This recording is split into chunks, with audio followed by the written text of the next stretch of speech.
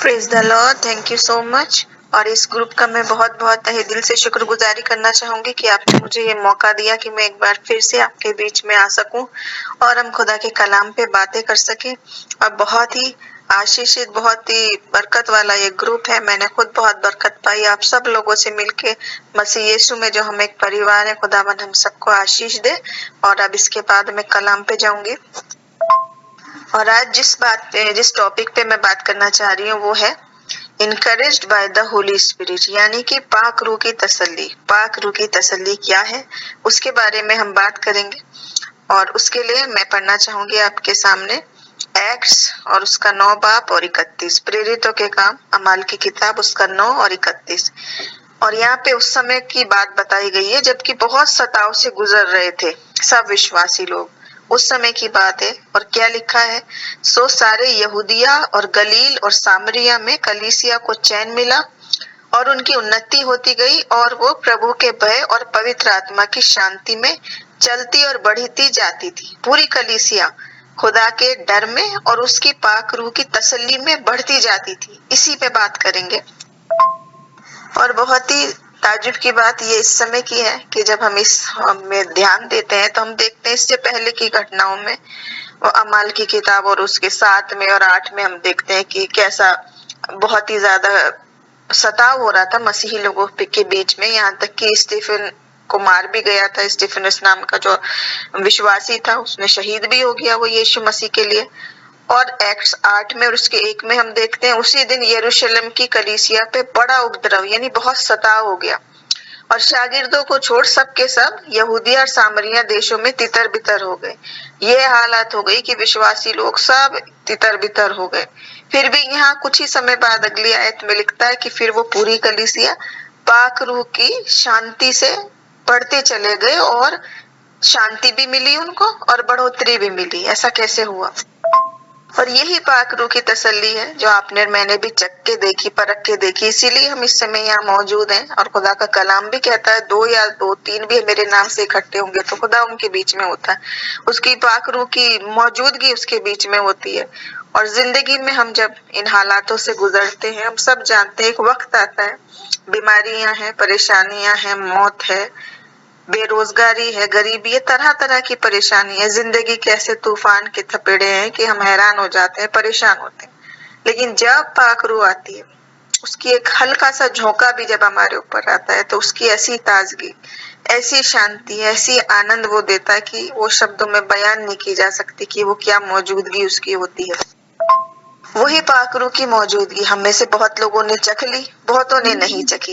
लेकिन उसी पर अब हम आज बात करेंगे कि ये पाक रूह की तसल्ली क्या है और हम कैसे पाएं। और हम चाहते हैं आने वाले दिनों में हम जितने लोग चख चुके, जितने लोग पा चुके, वो और दुगनी अनॉइंटिंग पाएं और उसके अभिषेक में बढ़ते चले जाएं। और जिन्होंने नहीं चखा वो भी ये सारी रूहानी बातों के तोहफों से भरपूर होते चले जाएं। तो ये पाक रूह की तसल्ली पर हम बात कर रहे हैं। उससे सबसे पहली बात है, पहला पॉइंट ये है कि हम कलाम हमें बताता है कि खुदा बाप, खुदा बेटा और पाक रूह के बारे में। और हम वचन पढ़ते हैं, बाइबल, चर्च, दुआ सब करते हैं। और कई बार हम इस तीसरी वाली जो रूप है पाक रूह की बात को जो है वो थोड़ा सा निग्लेक्ट कर लेते हैं या नहीं चखते हैं। आपने देखा बहुत सारे लोग विश्वासी हैं, बहुत सारे लोग उस सारी बात को जानते हैं, मसीह के बारे में जानते हैं, लेकिन मसीह को पर्सनली नहीं जानती कि वो जिंदा है, वो हमारे बीच में चलता फिरता है, वो बात करता है, वो जवाब देता है। दोनों अलग अलग बातें हैं, मसीह के बारे में जानना और मसीह को खुद ब खुद जानना, व्यक्तिगत रीति से जानना, एक अलग अलग बात है दोनों। हम आज कहीं पर भी गूगल पे और कहीं पर भी पढ़ के बारे में तो सबके सब कुछ जान सकते हैं, नॉलेज बढ़ा सकते हैं अपनी, लेकिन खुद पाक रूह को जानना, उससे भर जाना, क्या बात है। और जब बात तसल्ली की होती है तो हम जानते हैं कि जब कोई भी इंसान भी हमें तसल्ली देता है तो वो कितने आनंद की बात होती है। कई बार बहुत सारी निराशाओं से, फ्रस्ट्रेशन से, सुसाइड के थॉट से भी लोग बाहर आ जाते हैं सिर्फ जब कोई एक सही व्यक्ति उनसे काउंसलिंग करता है, बात करता है, इंकरेजमेंट देता है तो कितनी शांति मिलती है। और यहाँ तो बात इंसान की नहीं, खुद पाक रूह की हो रही है कि खुद यीशु मसीह हमें वो पाक रूह दे के जा रहा है, खुद वो हमको दे के जा रहा है ऐसा साथी जो हमारे साथ रहे और वो हमें क्या क्या बातें तसल्ली की हमारे साथ करेगा।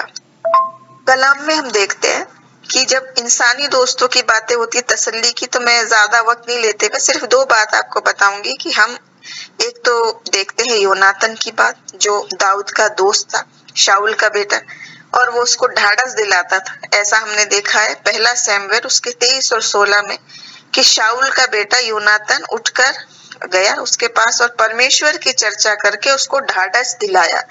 ये एक ऐसा मित्र था कि उसने खुदा के बारे में भी बात की और अपने दोस्त को उस मुसीबत की हालत में हौसला बढ़ाया उसका।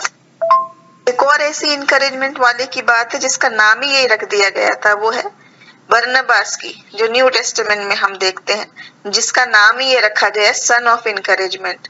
और जिसके बारे में हम देखते हैं एक्ट्स 4 और 36 में, अमाल की किताब 4 और 36 में।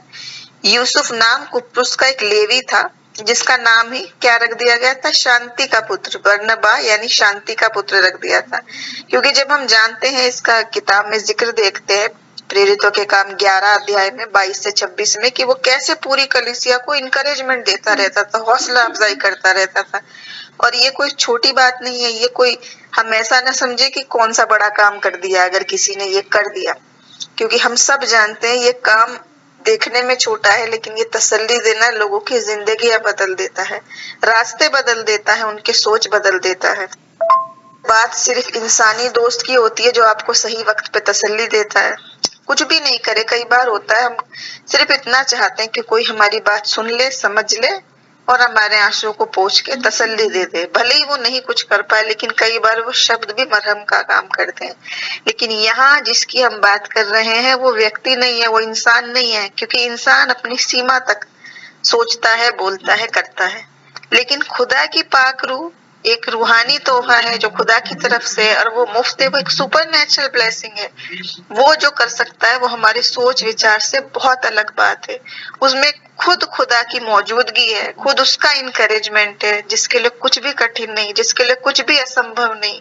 उसके बारे में ही हम देखेंगे क्या मायने है इस बात का कि पाक रूह की तसल्ली होने का क्या मायने है, ये देखेंगे। यहाँ पे हम देखेंगे यूहन्ना 14 और 16 से 17 में ऐसा लिखा है, यीशु मसीह की बात लिखी है, और मैं पिता से विनती करूंगा कि वो तुम्हें एक सहायक देगा कि वो हमेशा तुम्हारे साथ रहे, यानी सत्य का आत्मा, जिसे संसार ग्रहण नहीं कर सकता क्योंकि वो ना उसे देखता है ना उसे जानता है। तुम उसे जानते हो क्योंकि वो तुम्हारे साथ रहता है और वो तुम में होगा। ये यीशु मसीह की बात है, ऐसा वायदा है। और किसका वायदा है? स्वयं यीशु मसीह का वायदा है। ऐसा इंसानी वायदा नहीं है कि आज कहे और कल भूल जाए या मुकर जाए। ये खुद यीशु मसीह की बात है, जो आसमान और जमीन टल जाए लेकिन उसका वायदा टल नहीं सकता। यीशु मसीह ने ऐसा बात कही कि वो हमें ऐसी साथी हमेशा के लिए देखे जाएगा, क्योंकि इंसान कैसा भी हो वो कुछ समय तक साथ रहेगा, बाकी उसकी मजबूरियां हैं। एक समय बाद मृत्यु हो जाए वो आपका साथ छूट जाएगा। दूसरी जॉब करें, दूसरे देश में चले जाएं, दूसरी सिटी में चले जाएं तो वो आपका साथ छूट जाएगा। किसी भी तरह एक इंसान की लिमिटेशन है कि उसके बाद वो चाहे भी तो नहीं साथ दे पाता। लेकिन पाक रूह में कोई बंदिश नहीं, आप चाहे जहां भी रहे, जिस भी हाल में रहे, वहीं पर प्रभु यीशु ऐसी हमें इनाम देके गया है, ऐसी पाक रूह की गिफ्ट देके गया, साथी कंफर्टर हमको देके गया है, जो हर हाल में हमारे साथ रहेगा और हमें इनकरेज करता रहेगा। इनकरेजमेंट की बात की एक सचमुच की घटना है, आप सब जानते होंगे, जो नहीं जानते उन्हें मैं बता रही हूँ, और बाकी लोग जानते तो हम रिमाइंड करेंगे उस बात को। ये 1992 की समर ओलंपिक्स की बात है, जब बार्सिलोना स्पेन में ऐसा हुआ था कि एक प्लेयर था, एक एथलीट था, डेरेक रेमंड नाम था उनका, और वो रेस कर रहे थे और पदक के लिए, उसके लिए जीतने के लिए कोशिश कर रहे थे। लेकिन क्या हुआ कि उसके दौड़ के बीच में ही उसके पैर में नसों में ऐसा खिंचाव हुआ, मांसपेशियों में ऐसी परेशानी हुई कि वो लड़खड़ा के गिर गया, और वो 2 रोज पूरी नहीं कर पाया वो वाली रेस, और नहीं कर पाया। उसके बाद उसने 4 साल बाद फिर से कोशिश की। सोचने वाली बात है, 4 साल बाद वही व्यक्ति फिर से कोशिश की दूसरी रेस में। इतने ढेर लोग बैठे देख रहे हैं और आ रहे हैं, और उसने रेस शुरू की। लेकिन फिर से ऐसा होता है, जैसे ही 175 मीटर सिर्फ दूरी पर होता है वो फिनिशिंग लाइन पे, वहीं पर उसको फिर से वही बात हो गई, फिर उसके पैर में वही नस और वही समस्या आ गई, वही प्रॉब्लम हो गई, और वो गिर गया, लड़खड़ाने लगा। और इस बार वो उठा, दर्द सहता हुआ कूद कूद के लड़खड़ा के चलने लगा और उसने सोचा कैसे भी हो और मैं ये रेस तो जरूर पूरी करूंगा। उसने पूरी करने की बात ठान ली। तभी क्या हुआ, जो लोग देख रहे थे उन्हीं लोगों में उसका पिता भी बैठा था, उसका बाप भी बैठा था। उससे देखा नहीं गया और जैसे ही ये घटना हुई और वो तुरंत बाप जो है उसका दौड़ के आया, सारी मुश्किलों को तोड़ते हुए, सारे सिक्योरिटी गार्ड्स को हटाते हुए, सबकी बंदिशों को हटाते हुए वो कैसे न कैसे वो पहुंच गया अपने बेटे के पास और वो उसके अपने कंधों पर सहारा देके, बाहों में बाहें डाल के उसके साथ साथ चलने लगा। धीरे धीरे धीरे, सोच सकते हैं सब लोग रेस लगा रहे, इतने लोग बैठे हैं, क्या हालत हो कि शर्मिंदगी वाली, और ये दर्द में लड़खड़ा लड़खड़ा के चल रहा है एक एक कदम। लेकिन पिता ने उसका साथ नहीं छोड़ा और आखिरी तक उस रेस पूरी करने में वो उसके साथ साथ साथ साथ रहा।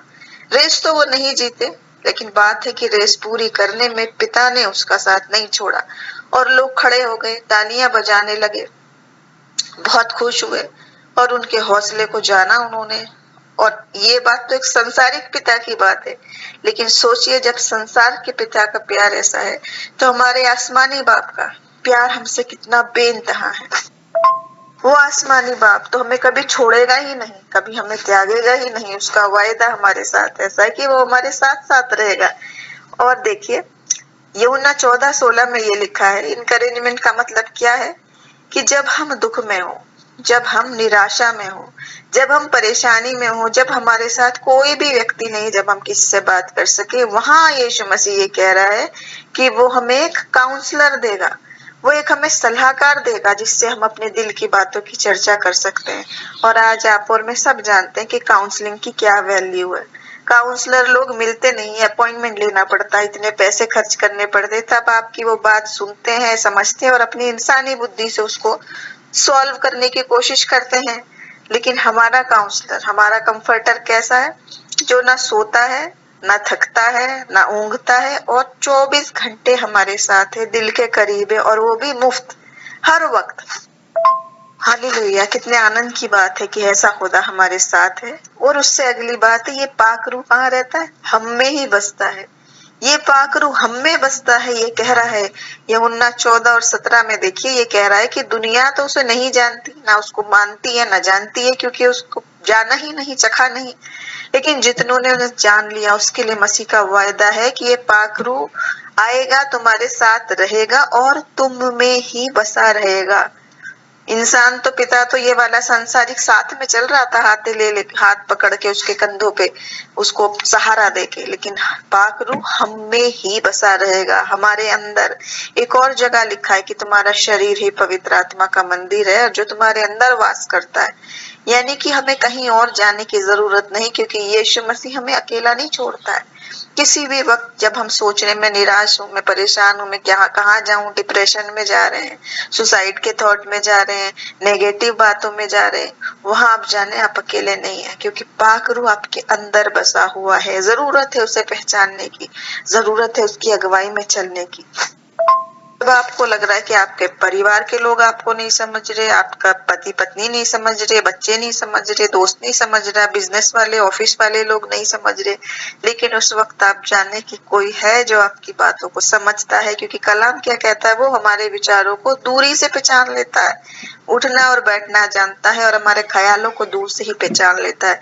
जुबान पे लाने की जरूरत भी नहीं, तभी वो जान लेता है और ऐसे रास्ते खोलता है, ऐसे काम करता है जो हमारे सोच विचार में भी नहीं होते। सोच विचार से परे की चीजें वो हमारे लिए खोलता है। और वचन साफ साफ कह रहा है, दुनिया उसको स्वीकार नहीं करती, क्योंकि उन्होंने उसको चखा नहीं है, उन्होंने जाना नहीं है, उनकी रूहानी आंखें बंद है, उनके रूहानी कान बंद है, वो दुनियावी तरीके से सोच रहे हैं।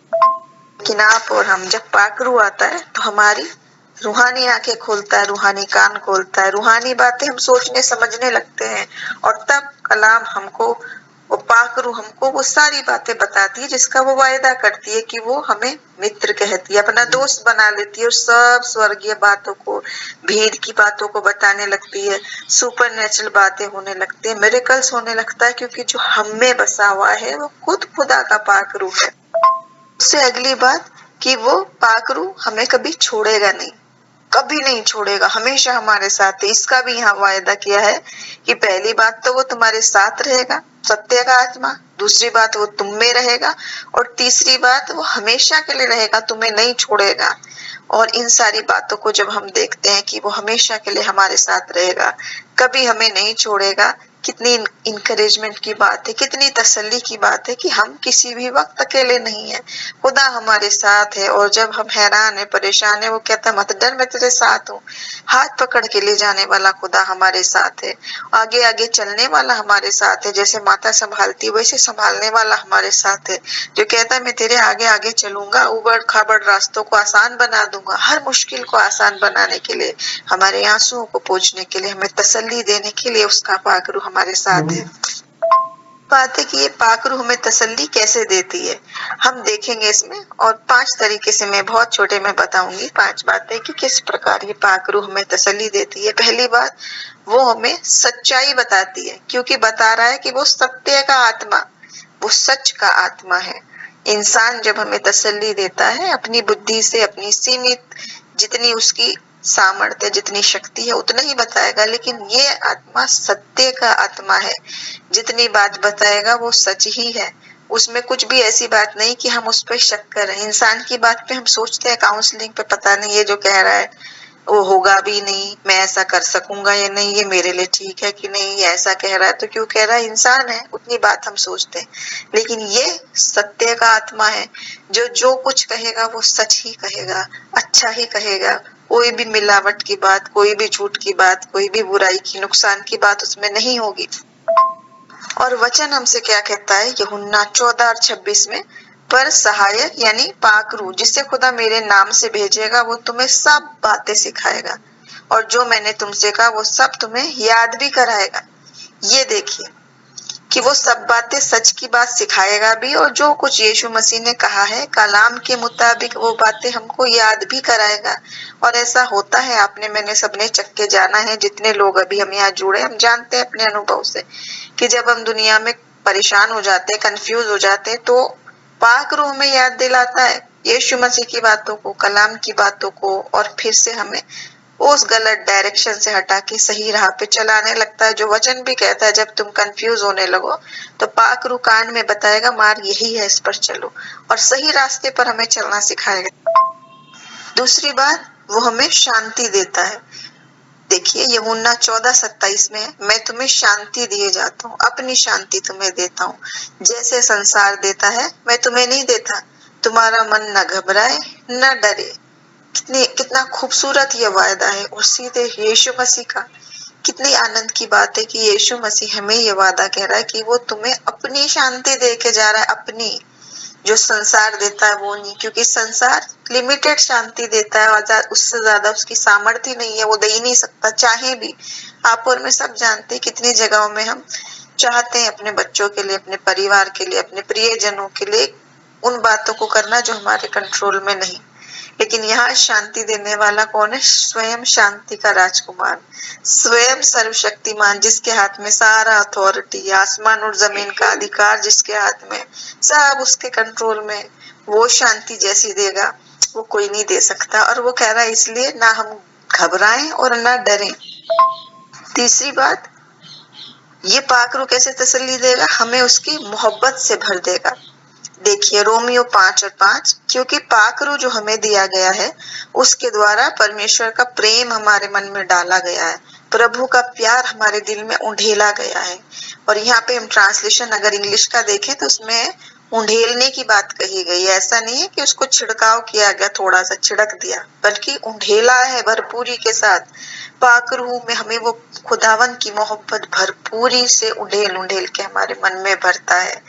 और आप और मैं कितने आशीषित लोग हैं, क्योंकि खुदा का कलाम ये कहता है, वायदा उसका है कि आखिरी दिनों में ऐसा होगा, अपना आत्मा, अपना पाक रूह बहुतायत से उंडेलेगा। वो युवा दर्शन देखेंगे, भविष्यवाणियां करेंगे, और दास और दासियों पर भी उंडेलेगा वो, कि मोहब्बत में भरते चले जाएं और उसकी शांति में हम बढ़ते चले जाएं, चक्के देखे, परख के देखे कि प्रभु कितना भला परमेश्वर है।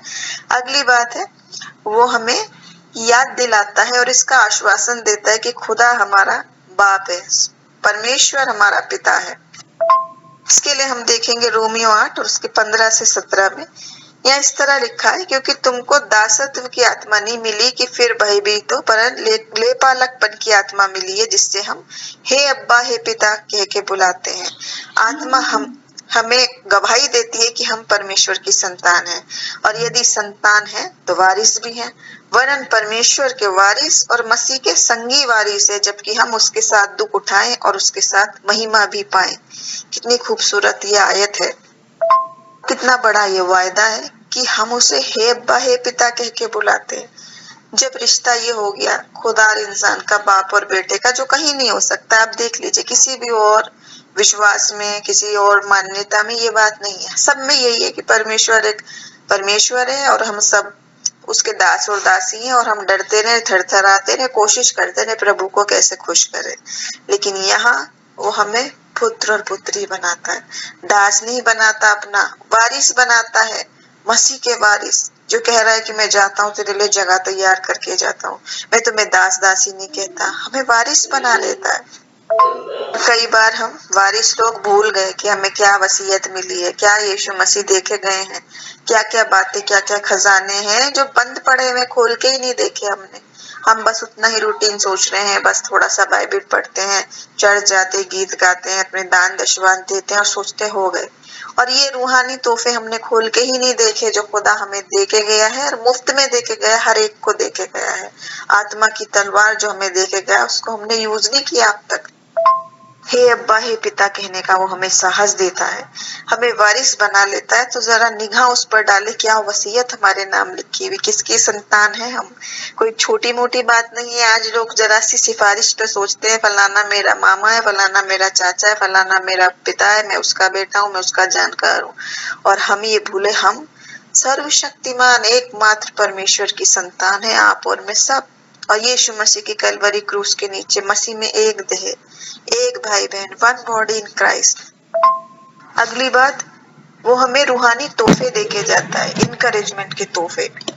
देख लीजिए, वो रोमियो 12 में बहुत सारे तरीके की बात बताई हुई है, और सब स्पष्ट बता रखा है कि किस प्रकार के रूहानी तोहफे की बात है। खुदा चाहता है कि हम उन सब बातों को करें और उसमें बढ़ते चले जाएं, और उससे एक दूसरे को इनकरेजमेंट दें, एक दूसरे को तसल्ली दें। ये रूहानी तोहफे अपने तक रखने के लिए नहीं दे रखे हैं कि बस मेरे पास है और बस ठीक है, मुझे दर्शन हो रहा है, मुझे भविष्यवाणी, मुझे उपदेश, मुझे सब कुछ दिया है, लेकिन मैं और मेरा परिवार उतने तक सीमित है। बल्कि ये सारी तोहफे कलीसिया की उन्नति के लिए हो। रोमियो 12 और उसमें 8 में है, जो उपदेशक है उपदेश करने में लगा रहे, जो दान दे वो उदारता से दे, जो अगुवाई करे उत्साह से करे, जो दया करे वो हर्ष से करे। और ये सब क्यों करे? ताकि हम पूरी कलीसिया की उन्नति करें, एक दूसरे को इनकरेजमेंट दें। पांचवी बात है, आखिरी बात है इसके बाद, कि हमें इन सब बातों से क्या फल है। ये सब जितनी भी बातें पता, इसका रिजल्ट क्या है जब हम ये सारी बातें देखते हैं। तो मैं फिर से उसी बात पे आऊंगी जब हमने अभी शुरू में देखा अमाल की किताब 9 और 31 में, कि उस समय पवित्र आत्मा शांति देती थी और आगे बढ़ाती थी जब लोग सताव में थे, निराशा में थे, परेशानी में थे। आज आप और मैं भी वही बात देख रहे हैं, सब जगह, पूरी दुनिया में। हमें मसीह विश्वास के लिए सताव भी देखना है, निराशा भी देखनी है, अपमान भी देखना है। लेकिन कलाम हमें क्या कहता है? धन्य हो तुम जब मेरे कारण तुम्हारी निंदा होती है, क्योंकि स्वर्ग में बड़ा प्रतिफल है, और वो हमें वो शांति देगा, वो आशीष देगा। तो अगर आज हम किसी भी तरह की निराशा में, परेशानी में हो, तो इन बात को ध्यान करें, खास तौर से यीशु मसीह की बात को ध्यान करें कि उसकी जिंदगी कहाँ से शुरू हुई। बड़ी नम्रता के साथ एक छोटी सी गौशाला में जन्म हुआ, उसके बाद क्रूस पर बलिदान हुआ, उसके बाद मृत्यु हुई और फिर जी उठना। लेकिन अब जो आना है मसीह का, वो कैसा है? पूरे वैभव में, राजाओं का राजा, प्रभुओं का प्रभु, जिसके आगे हर आंख, हर घुटना झुकेगा, हर जुबान मान लेगी और हर आंख देखेगी उसको आते हुए। तो कितने आनंद की बात है। मैं आज आप सबको इनकरेज करना चाहूंगी इस बात से कि अब यीशु मसीह जो आने वाला है, वो पूरे अपने वैभव में आने वाला है, और आप और हम उसके संतान है जो उसके साथ उसके आनंद में जाएंगे। मैं इसी आयत के साथ खत्म करूंगी, रोमियो 15 और 13 में, जो परमेश्वर आशा का दाता है, तुम्हें विश्वास करने में सब प्रकार के आनंद और शांति से भरे कि पवित्र आत्मा की सामर्थ्य से तुम्हारी आशा बढ़ती चली जाए। यानी हम सब लोगों के लिए वायदा है कि हम इस आशा में हैं, हम निराशा में नहीं है, हम दुख में नहीं है, क्योंकि हमारी आशा जिस पे है वो जीवित है और जल्द आने वाला है और वो हमें अकेला नहीं छोड़ता। वो पाक रूप तसल्ली देने वाला, सच बताने वाला, वो कंफर्टर हमारे साथ है। आज के कलाम के जरिए खुदावन हम सबको बहुत आशीष दे। Thank you so much. God bless you.